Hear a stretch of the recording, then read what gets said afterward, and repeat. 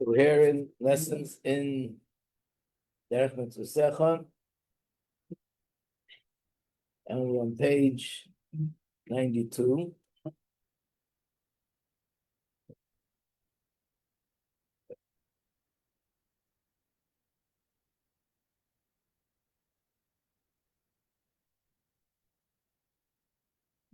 And we're in the midst of explaining why is it that down here in this world, which is a lower world, we have the ability to turn things around completely. So if a person is someone who is doing Averis, like Rabbi Elazar ben Dodayo lived a whole entire life doing Averis, he was able to in one moment turn things around and become a complete tzaddik. Or like the halacha that we learned, if a person marries a woman and says it's on the condition that he's righteous, but we know just a moment ago he was not. That act of kedushin is in doubt. Maybe she's married, maybe not, and she'll have to have a get. The reason is because maybe he had a thought of teshuva, and now he's righteous, which means that in just one moment and just a thought could turn everything around. And yet, in Shemayim, after the neshama goes up in the heavenly realm, the neshama is more spiritual, the heavenly realm is more spiritual. Over there, you can't change things around. The explanation he gave is that world is a world which is based on, is connected more to a molecule element, where things are all, everything has its place, and that's why it's connected to Gevura. This world is more connected to the infinite light of Hashem. And the infinite light of Hashem is something which includes everything, and therefore, because it includes everything, and nothing is formed yet, nothing is defined yet in a complete way. Kedusha and Klippa are all mixed up together. We can easily switch from Kedusha to Klippa, we easily switch from Klippa to Kedusha. And that's why in this world Tshuva helps. They use the mushal of a baby. Again, like I said yesterday, unless somebody here has the knowledge, the science, knows the biology, but that's what it says here, that before the baby is born, the sperm cell contains in it all the organs of the body, but when it actually gets formed and developed, things can change from what is in the source to what comes out. But once it forms into hands and feet and eyes and nose and all the different organs, then things can be changed. Every organ is now developed specifically the way it is, separate from a different organ. In Shemayim, it means that down here, everything is still in a sort of more abstract way. It's not so formed because it's connected to the infinite light, and therefore we can reverse situations. Up there, everything is formed, everything is developed, everything is complete. And because it's all developed, now, whatever it is. Even though I told you that we can do Torah mitzvahs and change things with the neshama, you know why? Because we're doing it down here. And when we use the power of the infinite light from down here, we can affect the neshama up there.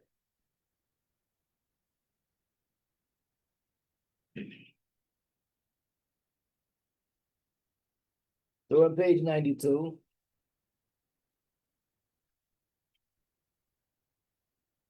we are the second line from, again, whenever we say the first or the second, it's under the line, on top is just pure Hebrew, but on the bottom is Hebrew English. In the Hebrew English, we're in the second paragraph. To refer back to the analogy of a child who comes into the being from this drop of semen, when the semen is still a drop in the womb, Hashem created it in a way and granted it the power that this could be branched out and divided into 248 organs and 365 veins. B'tzir kaima, in a total, complete form of a human body, head and feet and everything included.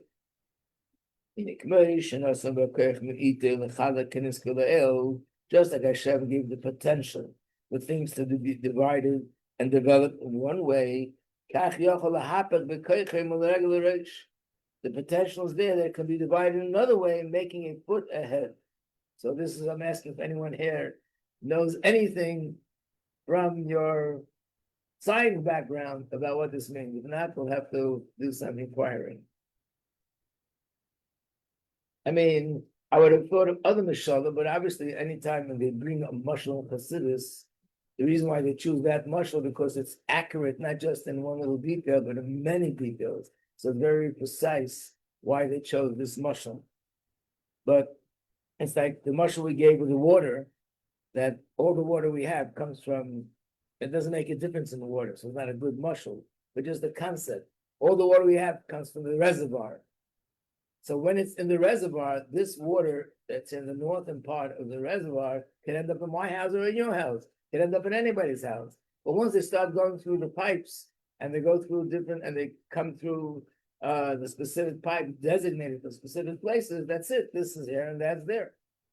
So, but this is a stronger mashal that in the source, things could still turn around. But once it's developed, then everything is formed and it's fixed. Whatever it is, it is. There's another example similar to this is the power of growth that's in the earth. Again, according to Chassidus, when you plant a seed in the ground, where the power to produce something new, where does that come from? From the seed or the ground? Or the earth? What? Well, basically, you're putting a seed in the ground, and an apple tree grows out. It's not really new because it was a seed, but relatively new. You can't compare what grows out of where it comes from. So that power, is that in the seed, but you have to put it in the earth, or is it the earth, but you have to put it in the seed? What? It's both. So I'll tell you the way Chassidus explains it. Chassidus explains that the power to produce something like this is in the earth. But depending on what seed I put in the ground, that's the kind of thing it'll produce. The power of producing something new is sort of a power of powder. Anything can come out. If I put in an apples, apple tree will come out. I put in orange pits, seeds, and orange will come out, bananas. But the power of producing something which is relatively new, that's in the earth. And that's what he's saying, that in essence, the earth is not limited. It could be one way or the other. It could produce anything. It's only once a specific seed is put in the ground. And that specific seed causes the power of growth in the earth to be directed to a specific plant or a specific tree. Now, an apple tree will not become an orange tree. And then a banana tree will not become an apple tree. Everything is set. What is the power of growth that's in the earth that enables the earth to produce something? It's Hashem's word. When he created the world, he said, Tatshe Oris, let the earth sprout forth vegetation. When he said those words, those are the words that now are in the earth, they're still invested in the earth, and these words have the power to produce what we know today as something that grows. These letters, and that is meaning the energy of Hashem is in it constantly. Page 893. As the Alter Rebbe writes this in Tanya, the second volume of Tanya, in the name of the Baal Shem Tov, L'chalik min agarin shenizraba, that the ability to set apart one particular growth from another, that this will be a beautiful, attractive fruit, but this will be an apple, and this will be an orange, and this will be a banana. So just like the earth, thank you, has the power to produce things, one different from the other, initially it has the power that everything, it could turn things around. For example,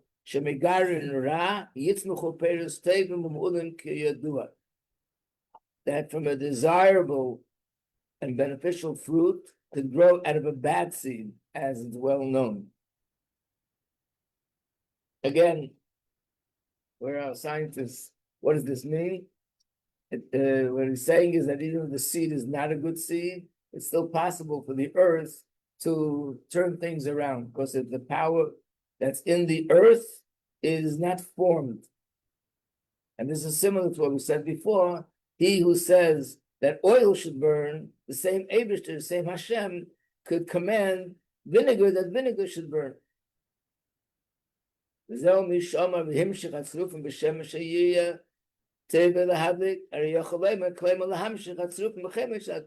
words that Hashem put into oil.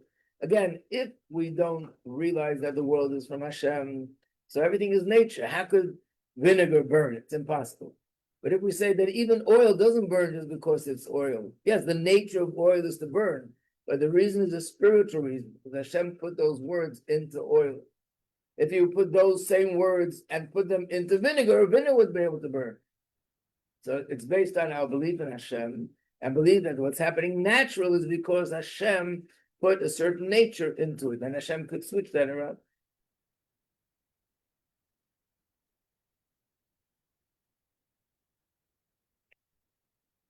I once heard that there's a medrash, there's a pasuk in the Chumash with Yosef that says, and Yosef was very successful, and he was in Egypt before he became known as who he was, and he became the second in command. He was a servant, and he served in one of the highest ministers in the country. So it says that he was very successful while he was working there. But the wording in the Chumash is, "Matzliach b'yodeh," Hashem put success in his hand. You look at it on the surface, put success in his hand means he was successful, just maybe a more poetic way of putting it. Good morning. So the Medrash said it means as follows. He was serving, this is the Medrash described, he was serving something to the table, serving fish. And they wanted to torment him. So he said, "Why didn't you bring fish? We wanted meat." So in his hands it turned into meat. Then when he brought the meat, "Why do you bring us meat? We asked for fish." In his hands, that's what it means. Hashem gave him success in his hands. So how did he do that? This is the answer. Because being that meat is what it is and fish is what it is because of the godly light that's in it that makes it and gives it its identity, you change that godly light, it becomes something else. You change the words, if the words change, is also a story with the Baal Shem Tov, a similar story where someone told him about something that happened, and he took that word in Hebrew and pronounced it differently, the same letters, pronounced it differently, and then instead of what was going on, which was negative, a bracha came out. In fact, one of the famous teachings of the Baal Shem Tov is the pasuk in Chumash, and Chumash, Navi, one of the prophets, where it says, Eis tzara hili Yaakov, is a time which is a tzara for the Jewish people. So it's a time of distress. But from that situation of distress, Hashem will save us. So the simple meaning is there's going to be a crisis, and Hashem will protect us and save us. But he says, if you look at the words more precisely, it says Hashem will bring a crisis, and then from the crisis, Hashem will bring salvation. What does it mean? He said the word tzara is spelled like this. Oh, I have to ask them, I'm still here. This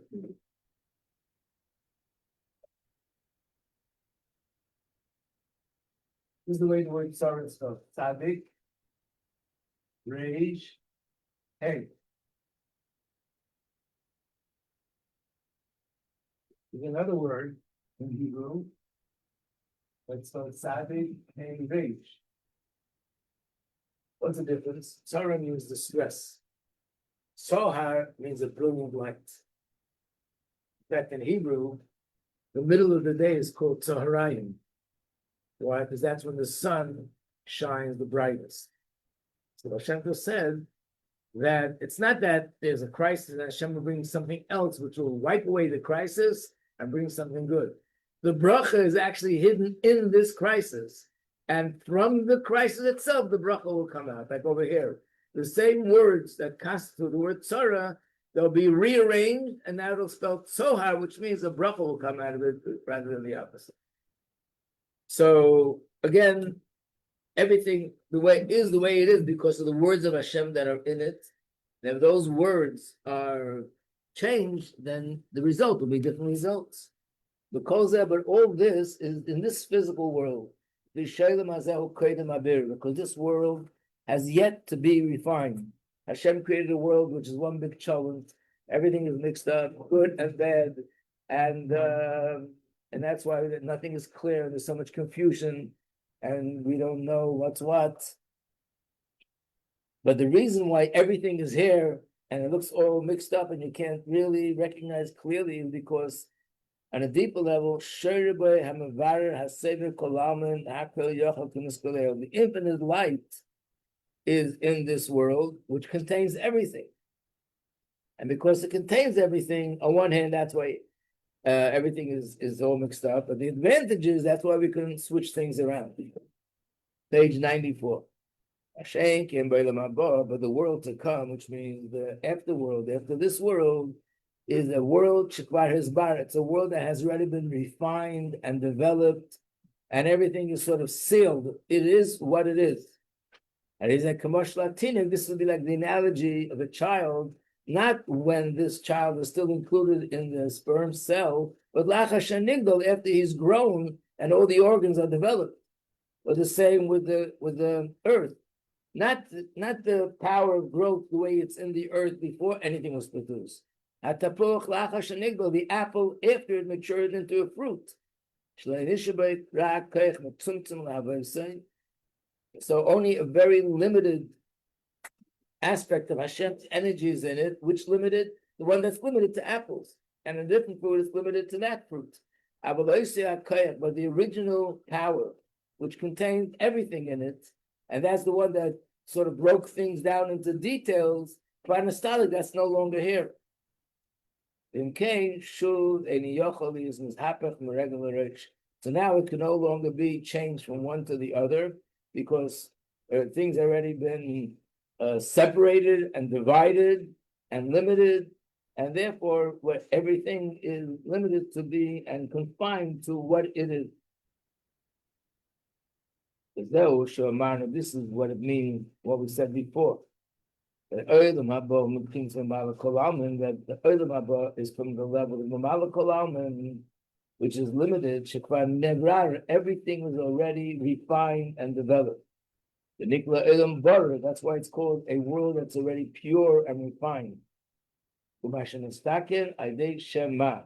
This is accomplished through Hashem's name, which is Ma, that everything should be developed. The Yosef Kivar Niska. And that's why godliness is revealed there. So even though godliness is revealed, but still what is revealed in that spiritual world, only a radiance of Hashem's name, which means it's a limited light of Hashem that's revealed. But on one hand, because it's limited, the souls have the ability to perceive it. On the other hand, because it's limited, therefore, we have this limitation that things can be changed. Everything is sort of stuck to remain the way it is. The Pchina is the word with Tzimtzum. That's why we say it's connected to Kura and Tzimtzum. But the essence of this name, Ma, doesn't shine there. That's why Teshuva doesn't help. At that point, it's not possible to turn things around from one aspect to another aspect. This is the mystical secret. Those words that were read before in the name of the Zohar, Leis Tamon Eta, that up there in that realm, there's no counsel, there's no wisdom, there's no sort of way of escaping. If God forbid a person left this world with soiled garments, which is thought and speech and action, which is not appropriate, and they encompass the person. There is no way of correcting it with tshuva. But the soul has to go through certain processes which help the stomach be refined and cleansed.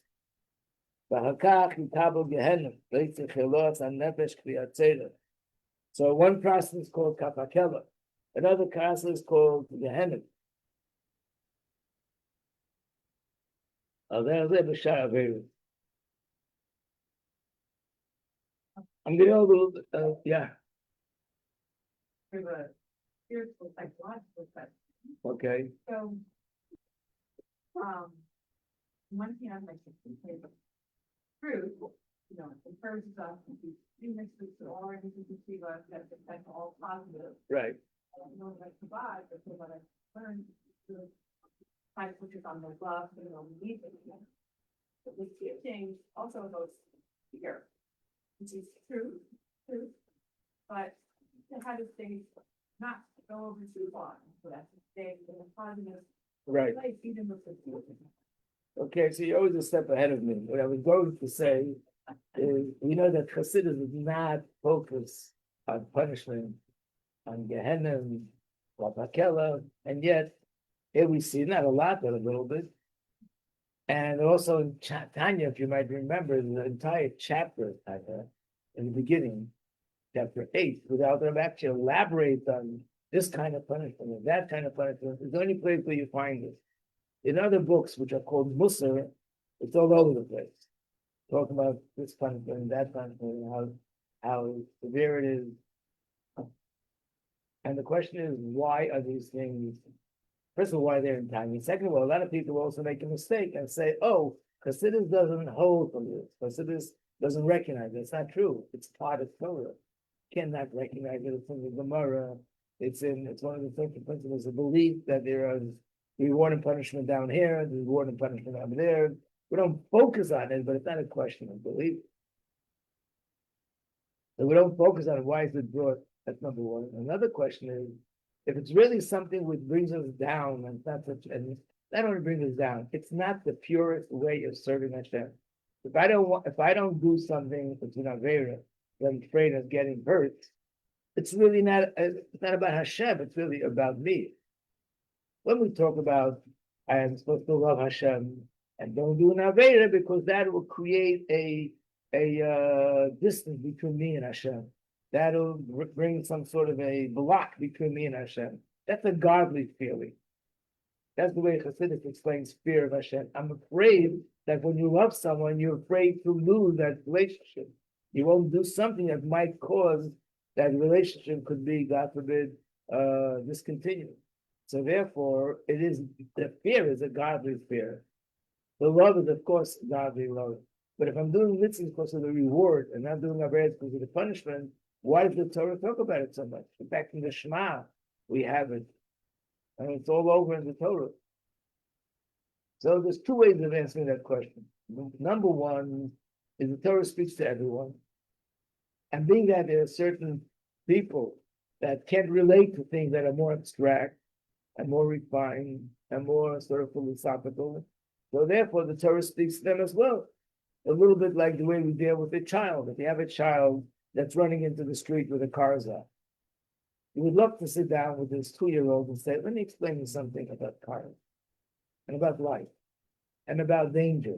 You can talk until you're blue in the face, and after you finish your speech, this kid will run right back into the street. So how do you stop him?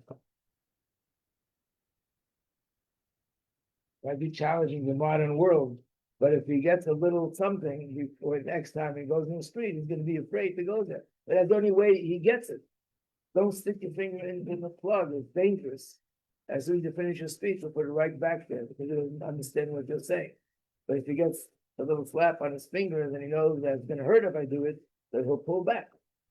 So there are certain people that are on a level that they can't relate to all the spiritual stuff, but when they hear that there's going to be this punishment, that punishment, that'll stop them. That's a simple explanation. But there's something deeper than that, and that is that it's not about a method of motivating ourselves to serve Hashem. It's about understanding the severity of what I'm doing. It's a way of gauging how severe it is. In other words, if you tell a child, don't do this and this, because if you do this, they'll God forbid meet stitches. One way of saying it is that you're scaring them. Or the other way is explaining to them that this is not, just a little stain on your finger that you can wash off with soap. This is something which is very serious. The only way to correct it will be through a very serious procedure called stitches, or God forbid, an operation. So it's a way of gauging how severe the Aveira is, which in turn means how severe my disconnection from Hashem is. So again, in this mimer, now the Rebbe is not, as a Rebbe Tzemach is not out to scare us that, oh, when the person leaves this world, it's all over. I once saw an article. It was about what was it about? Of course, it was about the heart and about what is that? What that clogs the heart? What do they call it? Clog the arteries. What? Cholesterol, right? It was like cholesterol. But the title of the article was, "This article is not made to scare you to death; it's made to scare you to life." So it's not about scaring us what's going to happen. It's about encouraging us to recognize the tremendous gift that Hashem gave us in this world, that we can turn things around completely in no time.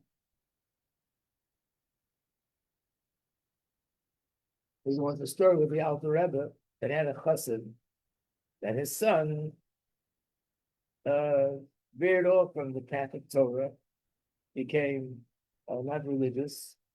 Of course, the father was very broken. He went to the Alter Rebbe, asked for bracha, for advice. The Alter Rebbe said to him, try to convince him to come to speak to me. It wasn't easy, but at the end he convinced him, and he came to the Alter Rebbe. He came riding in on a horse. In those days, it wasn't common for Hasidic Jews to be riding on horses. That wasn't their way of traveling. But he came in with a horse. This is me, parked in front of the Alter Rebbe's place. Then he went in to speak to the Alter Rebbe. The Alter Rebbe said, "What's better, a good horse, a good strong horse, or a weak horse?" Of course, a good strong horse is much better. Why? Because with a good strong horse, you can get very far places. The Alter Rebbe said, yeah, but there's a problem. With a horse that doesn't go so fast, if it gets lost, it doesn't get too far away. But a good horse, if he gets lost, of course he goes so fast, he can end up in a very far away place. So he answered, that's true. But when he realized that he's lost, he can also very quickly get back in the right place. This is a fast horse. The Alter Rebbe said, aha. You mean when you realize it? The Alter Rebbe said those words over and over and over until he realized what the Alter Rebbe was implying, and he became about sugar. I forgot to say that he was a good horse. He was actually brilliant. He was a brilliant Torah scholar, and then he went off again to go to other areas without the Rebbe telling him. But a good horse has the advantage, he can come right back. So the Maimon is telling us the advantage and the gift that Hashem is giving us in this world, that it's a world where there's this infinite light, and we can switch from one end to the other in no time.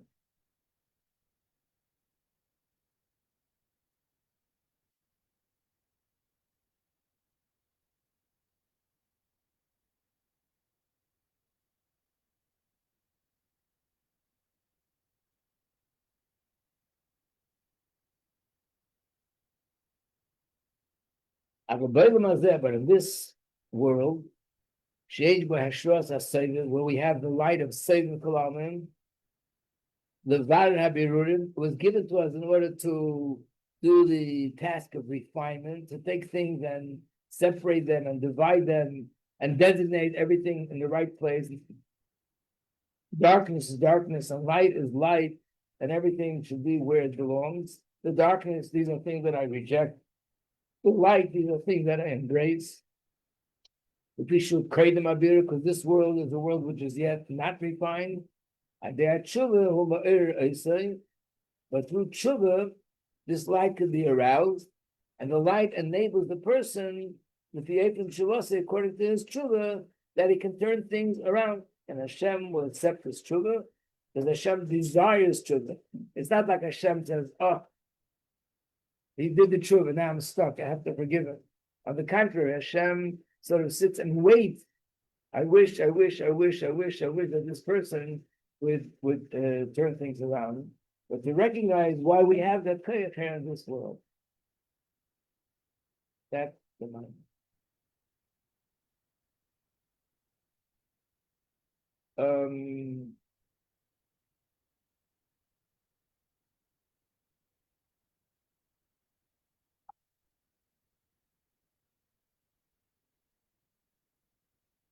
I'm thinking of, I want to say something about current events.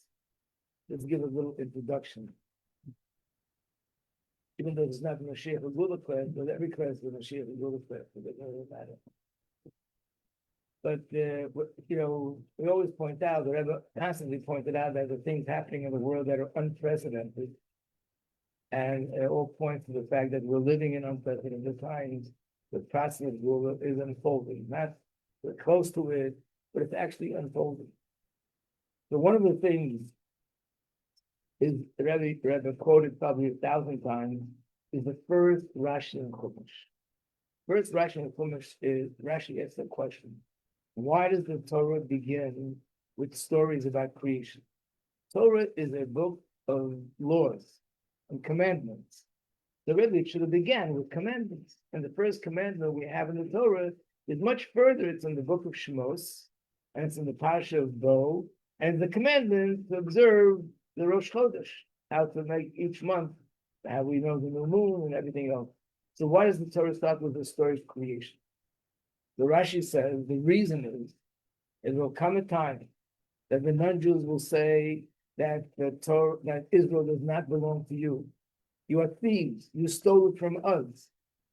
So Hashem put the story of creation in the Torah, so we can tell them, look, Hashem is the one who created the world, so the world belongs to Him, and therefore there is nothing to talk about. He is the one who owns it, and He can do with it what He wants. In the beginning of creation, He chose to give this land to one nation, and then He chose to give the land to the Jewish nation, as it's written in the Torah.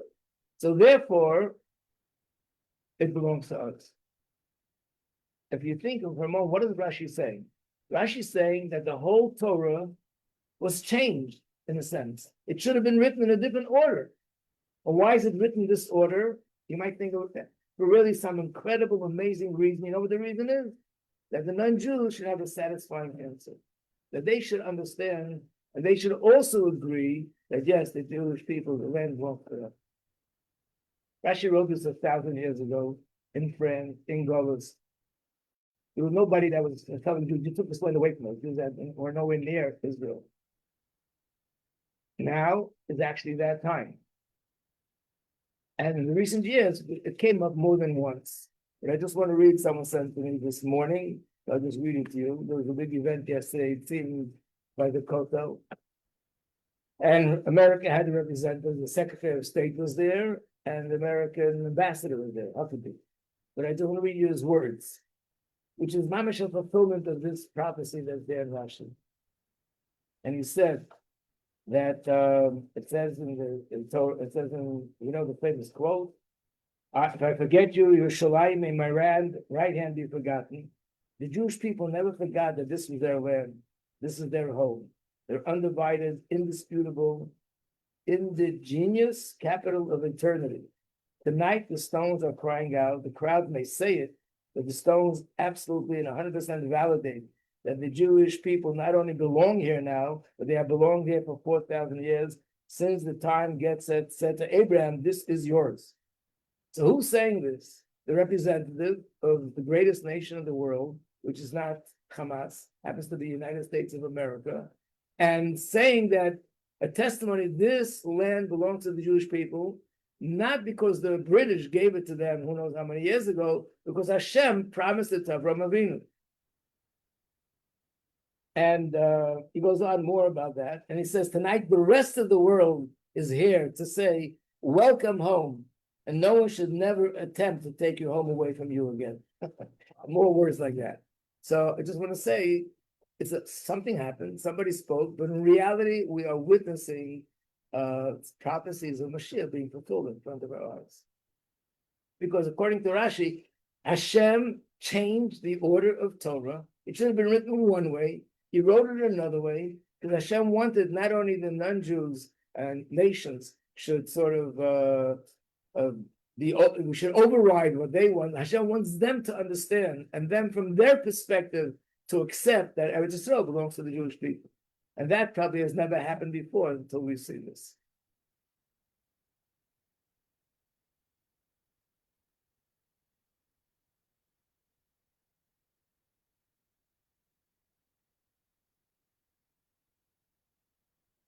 It happens to be that the Gemara says that Leiv Malachim V'Sorim B'Yad Hashem, the hearts of kings and people that are princes or leaders of country, their hearts are in the hands of Hashem, and everybody else's heart. Everybody's heart in the hands of Hashem. Everybody's things are in the hands of Hashem. But it means when people who are leaders of countries say something or do something, it's really more in a more revealed way that Hashem is putting these words into their mouth, and Hashem is guiding them to say what they're saying and do it.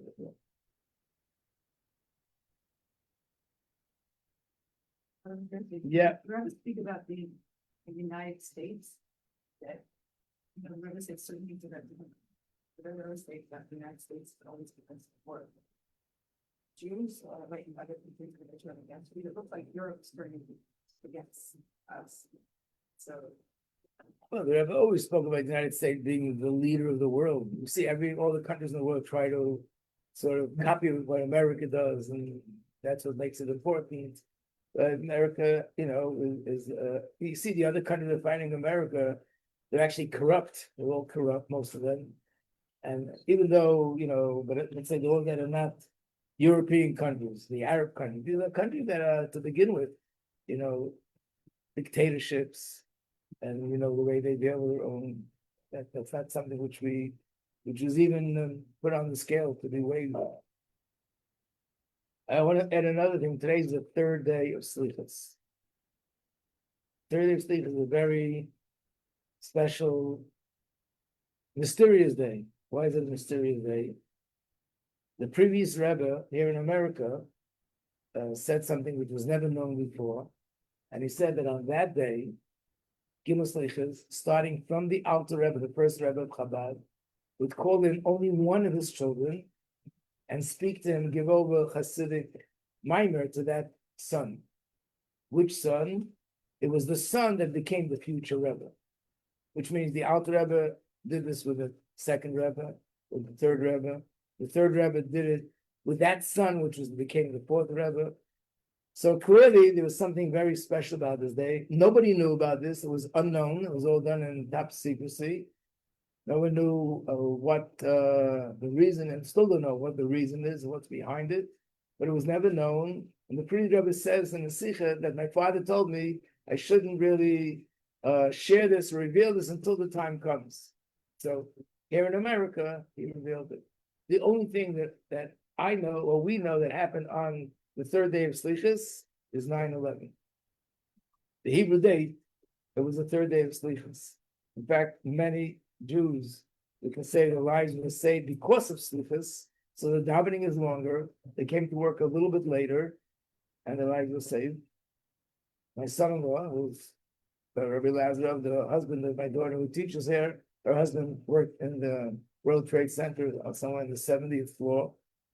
He came late because of a different reason, but a lot of Jews came late because of this, and the life was saved. So does that mean that 9/11 was some sort of a shift in the world, or there's some other? Definitely more than we know, but just mentioning that it's a very special day, and the first time that Hasidus was said publicly on that day was in the time of the Frierdiker Rebbe. And the Rebbe made a point that he specifically chose to reveal this and share this here in America, not before. Okay, to be continued. Yeah, I totally spaced out. What did he say was important about 9/11? I mean, about Gimel, Gimel. Gimel Slichas. I mean, Gimel Slichas. What was important about it that he called? We don't know. He just said this is an important day. We just know that every Rebbe gave a set of minor, and specifically to that son who became the future Rebbe on that day, and it was all done very private, secret. But we don't know what. Yeah. That. Just that it's stressful. I said, we don't know any history about this day. And again, it's not a day in a month. It's the third day of Slichos, which could be a different day in a month Oh, every that's year. right. But I'm saying what we know happened in Gimel Slichos was 9/11. And my thought is that probably it's a day, as we know for sure, things shifted in the whole world on that day in terms of the relationship between the Arab world and the Western world, but maybe it's connected to that. It's definitely connected to the fact that he revealed the doctrine in America, not before.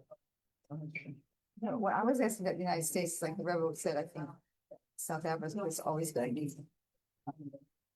be good for the Jews. So, but the Rebbe, it's like America, it's on the surface, looks like it's, Oh, yeah, it's well, America, we're gonna have to be forced to go there. that says, yeah, No, not that the Rebbe said that. That's what people are saying, that what? that America's going down. and they have to- People are saying that because they do not know that the Sikh machine is coming. They're looking at the news, and then when you look at the news, you start analyzing everything. Teva. Right. Look at the Sikh, analyze things. How if something happened one time? You said, see if something was, how do you know it wasn't on that date, it was the third of the? So then you will. How do you know it's being directed that date? That's what it says. It was always on the third. Because the date was. It was more than one time, No, every year. every year. Something was done. Every single year, every single letter. Oh, okay.